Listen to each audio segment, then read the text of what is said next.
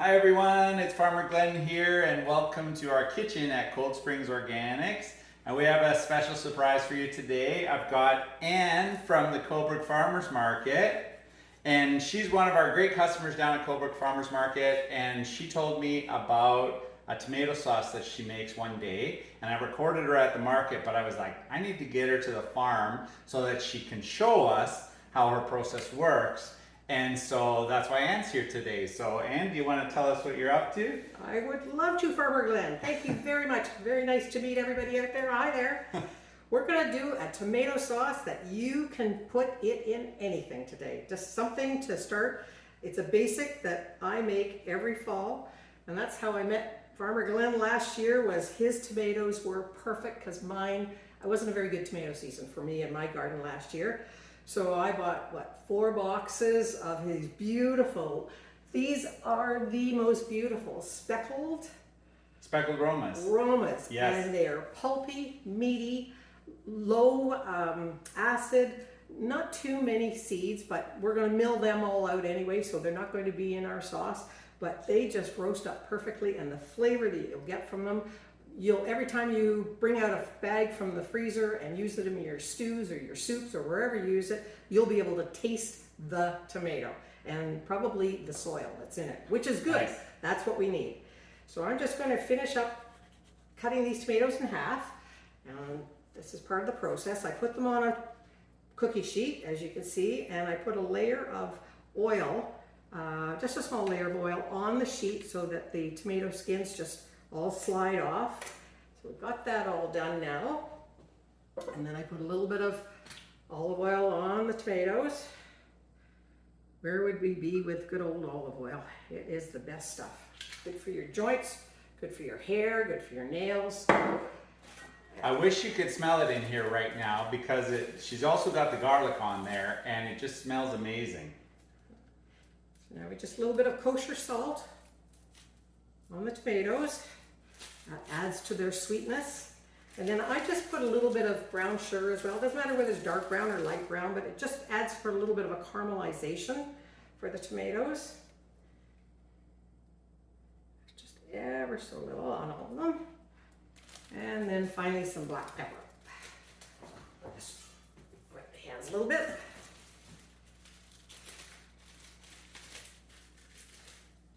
Just get that down. Looks amazing. Oh, your tomatoes are amazing. That's amazing. Okay, They're a good foundation. So there we are. Nice tray of tomatoes.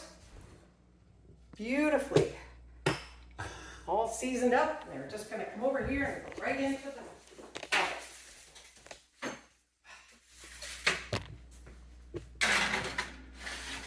There we go. Just going to set that timer now. We'll go for 35 minutes. And so while what temperature are you at there? Oh, we're at 400 degrees. So heat up your stove, your oven before you put them in. Obviously you preheat that. But we've already done a tray of tomatoes just so that we wanted to show you how we did the tomatoes. And then we've got a tray here that are cooling. And we're just going to give them another few minutes while I wash my hands. And then we're going to put them through the food mill. And I'll show you what I do with that. Okay, so we're back now. We're going to do some milling of the tomatoes. So this is when you've roasted them. They've had time to chill. They cooled down. The skin is so soft. Let's get that one. There we go. So I have a food mill. Looks like this on the inside. It's an OXO grips. It is one of the best that you can find, and it comes with 3 different blades. I use a fine mill, but they also have a large grater, all the plastic with it, and a medium one. So it's well worth it, and I've tried all of them. I actually have a couple of fruit trees, so when I do applesauce, I use this food mill again, but I use the large grater because I don't want anything to be like, I don't need an apple puree, but I just want it to have a few little chunks in it. So this has come in very handy for me, and it's old school, but it sure is fun to use. So what we're going to do now is I'm going to take the tomatoes, and you can put them all in.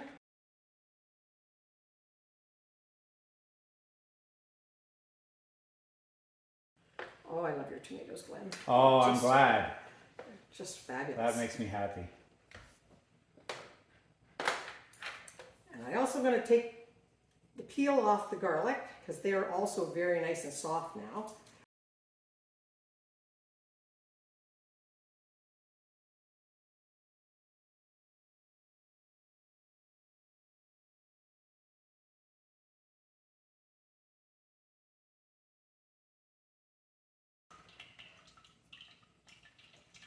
So you can hear the juices all coming down from these tomatoes.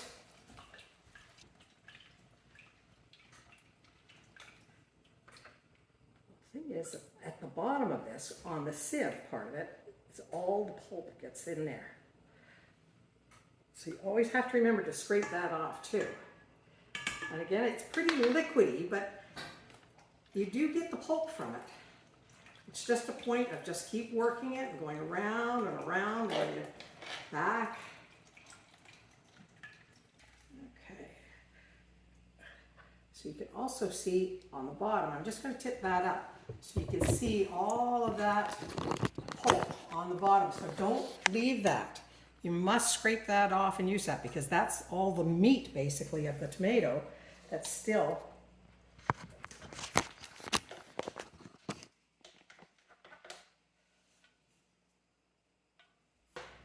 Okay, and that, scoop some out. So you can see it's a nice thick puree that can be used, like I said, in soups, stews, curries, any type of time you need anything for your liquids. This is what you would want to be putting into it. Now, I always freeze it in Ziploc bags. I don't put it in big Ziploc bags because I don't want that much. So I like to just use the medium-sized Ziplocs, and then I can put like 2 cups of the 2 cups in. So I'll show you how I do that. Bag. I want to do it carefully because it does get somewhat messy. At home I have a scale that I always weigh so that I'll know how much they weigh, so that I'll put it on the outside of the bag as well. And then I'll know what I'm going to be putting in my recipe if I need to do any adjustments for my recipe. But normally about 500 milliliters is the 2 cups, and that works out really well for most of the recipes that I use it for. If I need more, I'll take out 2 bags rather than have 1 big bag, because 1 big bag is very hard to, it's hard to store, it's cumbersome, and then if you don't use it all, then what do you do with the rest of it? So you might as well make a small bag. Next, I very carefully lay it out, push out all the air. So there is a couple of bubbles in there that I will probably work it out because I do like to make sure that all the air is out. So you just carefully open it up, burp the bag as we call it, seal it up again. And then there's no air in the bag. Oh, there's one, but we'll just leave the one. And then I'll put on the label, I'll put on it what there is. There's just probably 2, this is probably about 2.5 cups here. I'll lay it on a cookie sheet like that, and then I'll put it in the freezer. I'll flat pack everything because flat packing, then I can put them all into a plastic bag. I have a chest freezer. If you've got an upright, then probably a lot easier. You can sort yours. But I have to put my head into the chest, so I have all these bags that have my fruit in them, have the vegetables in them, have my tomatoes in them, so that I know what everything is, and then I have it strategically placed in my chest freezer. So yeah, so that is one. Okay, so Ann, you've made the world's greatest tomato sauce now. So we fast forward, it's February. And what are you going to do with that tomato sauce when you have a hankering for something? Well, I think we're going to make a nice big batch of soup because I go through soup a lot in the wintertime. I want to eat my 12 vegetables a day, and the only way to do it is in a soup. So what I have to do as well, though, is I have heat. I'm a big fan of heat because a good heat is really good for all your gut bacteria. It gets rid of all the bad bacteria and keeps the good bacteria and helps the good bacteria flourish. That's why folks that eat a lot of hot peppers and hot things. That's why they look so healthy and their skin is so good, because that hot pepper is really good for us. Now I brought a couple of things to show you. I grow a lot of hot peppers, and this year I've got some ghost peppers, and I've got some Scotch bonnets, and yeah. so we dry them in a dehydrator, and then I grind them.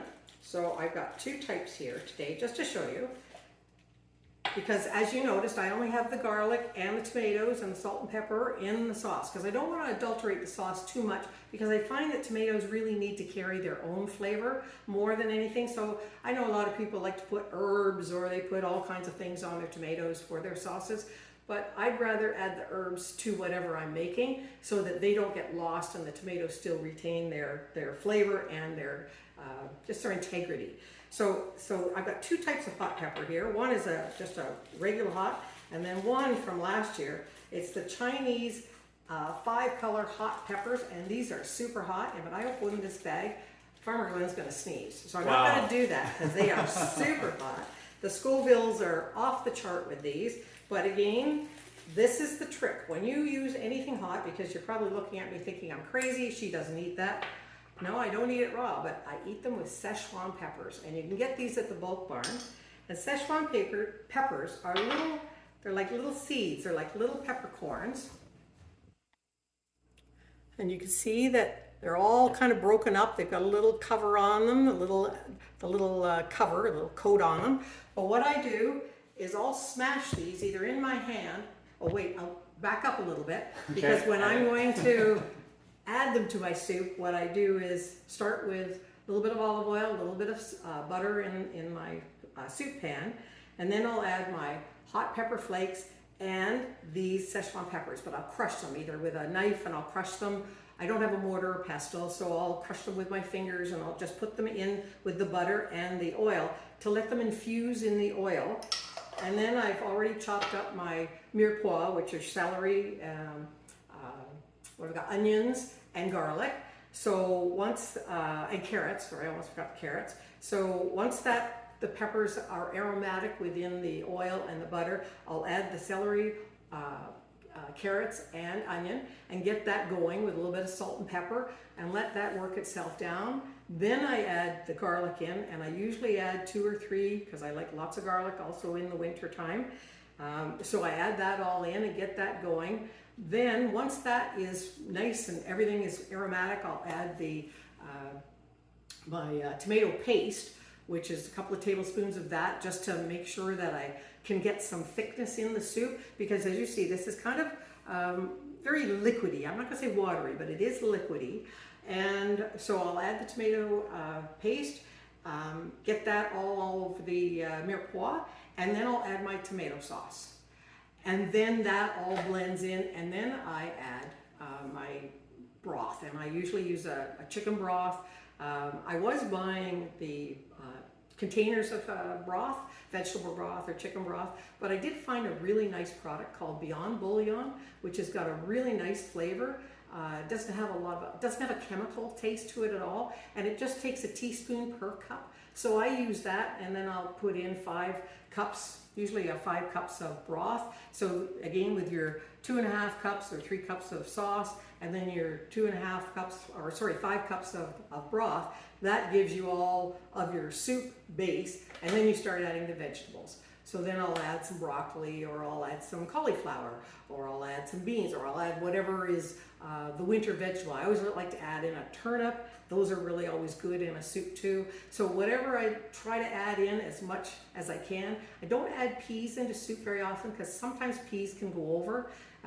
So I'd rather have my peas in other places, but definitely not in my soup. And I don't add a lot of beans, because beans can also roil in your tummy a lot. So again, I sort of stay away from beans. But if you're used to using beans in your soup, then that's when you add them in on top of it. And then I let it just percolate away and the soup boil, and I bring it to a boil, and then I turn it down, and I let it go for about 45 minutes.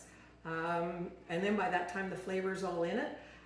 Once I've got the right flavor and everything's all together, I'll take it off the heat, and then I always add a teaspoon of vinegar, and it could be any vinegar. It could be right now I'm using some live vinegars, So I just made a pot of soup. I was just telling Farmer Glenn that I made some from some vegetables I bought last week. And I have this blueberry vinegar that is so good. And you can find it at Almost Perfect. And they have a whole array of these live vinegars. And you know, there is just something about that it brings out that tomato. It just makes everything burst, a vinegar. So you could add a balsamic, a wine vinegar, any kind, even just a regular white vinegar if you wanted to. But that just a little bit, just a teaspoon at the most. You don't need that much. But again, it's in a big soup pot, so you're not going to have any flavor, but it just enhances. Remember that we've got to have the fat, the sweet, the salty, and the heat, and there's another acid. Thank you. Right. And acid is our vinegar. There you go. That's amazing. And so what you were saying to me earlier was that basically one of these packets was going to go into a soup that's going to last you a whole week. And so you pretty much go through one of these every week throughout the winter. So that's why last year you were buying like 4 bushels from me, because what we figured out was that a quarter bushel makes 2 of these packets. So essentially a half bushel would last you 4 weeks over the course of the winter. So that's great. That's exciting. I want that soup right now. It sounds really good. It is really good. So soups, or like I said, I also use the red tomatoes for the jambalaya, because I like making up jambalaya, because frozen shrimp, it's a great meal, really easy, with some shrimp and some rice and this tomato. It is absolutely delicious, and again with the hot peppers. Now the other thing I do with hot peppers is I freeze them whole and I use them as flavor bombs. So I take about one whole one out of the freezer, I'll poke a few holes in it with a sharp knife, and I'll drop it into whatever I'm making, and even that infuses, you know, the liquid or the meal that I'm making with that flavor that I'm looking for and that little bit of heat. I don't want it to be, sometimes I don't want it to be too super hot, but again, these peppers, Szechuan peppers, and that I learned on a program that they were, it was actually Christine Cushing went around China to all the various regions to learn about all the different foods. Oh, wow. And in Szechuan province, this is how they do it. So the ingredient in a Szechuan pepper is like when you go to the dentist and you have your mouth frozen with a line of Novocaine. Novocaine. Yeah. So that's what these do, is numb your mouth. So you can take the heat, you can taste the heat and not feel the heat, because the Szechuan has numbed your mouth and it doesn't bother you. Sure, you might get a little bit of a sweat on the top of your head, but you're not going to be having this burned mouth that you can never, you know, taste anything ever again. So always remember, when you're doing anything with hot peppers and you don't like a lot, but your recipe calls for it, get a couple of Szechuan peppers, crush them, put them in with it. Nobody even knows the difference, but they will taste it and they'll say, boy, that's good. What did you do? And then you can tell them or not tell them, whatever your secret is. That's amazing. Well, thank you very much for sharing this whole process with us. I really appreciate you coming to the farm and sharing for all of our members and everybody else that gets to watch this. So thanks again. You're very welcome. I've had a great time. Thank you, everybody. Bye, everyone. Bye.